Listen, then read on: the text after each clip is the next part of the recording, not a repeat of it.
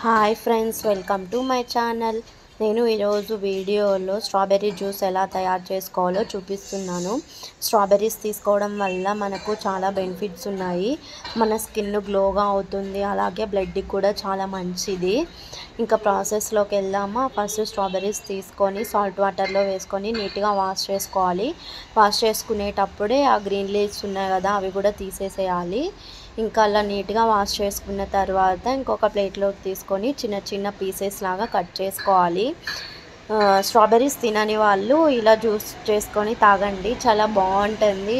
ఈ సమ్మర్లో జ్యూసెస్ ఎక్కువ తీసుకోవాలి కదా, జ్యూసెస్ తీసుకోవడం వల్ల మన బాడీ చాలా కూల్గా ఉంటుంది.